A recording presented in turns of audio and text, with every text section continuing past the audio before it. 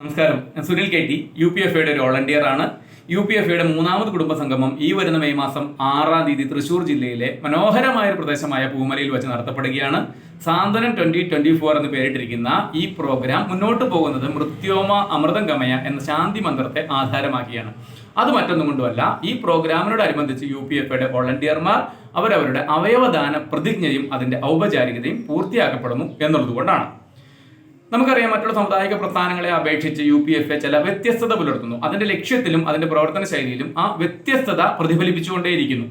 എന്നതുപോലെ തന്നെ ഈ കുടുംബ സംഘവും മറ്റുള്ള സമ്മേളനങ്ങളെ അപേക്ഷിച്ച് ചില വ്യത്യസ്തത വച്ചു പുലർത്തുന്നു എന്നുള്ളതാണ്. ഇവിടെ ചില പ്രധാനപ്പെട്ട വ്യക്തികളെ നമ്മൾ ആദരിക്കുന്നുണ്ട്. ആ ആദരിക്കുന്നതിൽ പരമപ്രധാനമായിട്ട് ആദരിക്കുന്നത് ശ്രീ ബാബു കക്കോടിയാണ്. എന്നാൽ സമുദായത്തെ സംബന്ധിച്ചിടത്തോളം ബാബു കക്കോടിക്കുള്ള പ്രത്യേകത എന്താണ്? ആരാണ് ഈ ബാബു കക്കോടി? എന്തുകൊണ്ടാണ് അദ്ദേഹം ആദരിക്കപ്പെടുന്നത് എന്നുള്ള സംശയങ്ങളെല്ലാം ഒരു പക്ഷേ എന്നെ കേൾക്കുന്നവരിൽ ഉണ്ടായേക്കാം. അതിനുള്ള മറുപടി ഇതാ.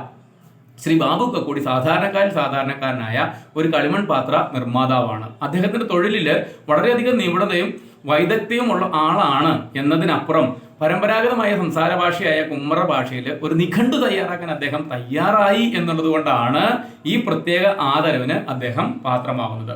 അതുപോലെ തന്നെ അവരവരുടെ മേഖലകളിൽ നേട്ടങ്ങൾ കൊയ്ത അല്ലെങ്കിൽ അവരുടെ കാര്യക്ഷമത തെളിയിച്ച ആളുകളെയും നമ്മൾ ഇതിൽ ആദരിക്കുന്നുണ്ട്. വിദ്യാർത്ഥികളെ സംബന്ധിച്ചിടത്തോളം വിദ്യാഭ്യാസ മേഖലയിലും അതുപോലെ കോ കരിക്കുലർ ആക്ടിവിറ്റിയിലും നേട്ടങ്ങൾ കൊയ്തവരെയും നമ്മൾ ഇവിടെ ആദരിക്കുന്നുണ്ട്.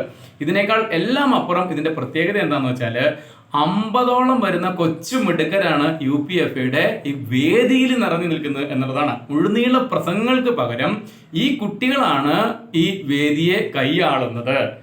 വളരെ ചെറിയ 1 മണിക്കൂർ മുതൽ 1.5 മണിക്കൂർ വരെ മാത്രമാണ് മുതിർന്നവർക്ക് ഈ വേദി അനുവദിക്കുന്നത്. അതിനുശേഷം 50ഓളം കൊച്ചുമിടുക്കരുത് ഏറ്റെടുക്കുന്നു. സമുദായത്തിന്റെ ചരിത്രവും വർത്തമാനവും പ്രാധാന്യം ഉള്ളതാണ് എന്നതുപോലെ തന്നെ സമുദായത്തിന്റെ ഭാവിയും വളരെയധികം പ്രാധാന്യം ഉള്ളതാണ് എന്ന നിലയിൽ ആരുടെ കയ്യിലാണ് നമ്മുടെ സമുദായത്തിന്റെ ഭാവിയുള്ളത് അല്ലെങ്കിൽ സമുദായ കുടുംബങ്ങളുടെ ഭാവിയുള്ളത് എന്ന് ചോദിച്ചാൽ അത് ഒരേ ഒരു മറുപടി നമ്മുടെ ചെറിയ കുട്ടികളുടെ കയ്യിൽ അല്ലെങ്കിൽ നമ്മുടെ വളർന്നു വരുന്ന തലമുറകളുടെ കയ്യിൽ. അപ്പൊ അവരെയാണ് നമ്മൾ ഡെവലപ്പ് ചെയ്തെടുക്കേണ്ടത്. ഇവിടെ നമ്മൾ കണ്ടില്ലേ, അഭിപ്രായം പറയുന്നവരുടെ വായിൽ പ്ലാസ്റ്റർ ഒട്ടിക്കുന്ന രീതി പിന്തുടർന്നത് മൂലം നമുക്കൊരു കുട്ടിയെ നഷ്ടപ്പെടുക വരെ ഉണ്ടായി. ഈ കഴിഞ്ഞ വർഷത്തിന്റെ പ്രത്യേകത അതാണ്. കഴിഞ്ഞ ഫെബ്രുവരി 18-ാം തീയതി സിദ്ധാർത്ഥൻ എന്ന കുട്ടിയെ ഈ ലോകത്തിനും നമ്മുടെ സമുദായത്തിനും എല്ലാം നഷ്ടപ്പെടുക വരെ ഉണ്ടായത് അവരുടെ ആശയവിനിമയ ശേഷിയുടെ കുറവുകൊണ്ടാണ്. അതുകൊണ്ട് തന്നെ ചിന്താശേഷിയും ആശയവിനിമയ ശേഷിയും വർദ്ധിപ്പിക്കുക എന്നുള്ളത് ഈ UPFAയുടെ നിരന്തരമായ ഒരു പ്രവർത്തനമാണ്, പ്രയത്നമാണ്. അപ്പോൾ മെയ് 6 പരിപാടി, ഈ കൊച്ചുകുട്ടികളുടെ പ്രോഗ്രാം വമ്പൻ വിജയം ആയി തീരുവാനായിട്ട് നിങ്ങൾ ഓരോരുത്തരുടെയും ആശംസകൾ സാദരം ക്ഷണിച്ചുകൊണ്ട് നന്ദി, നമസ്കാരം.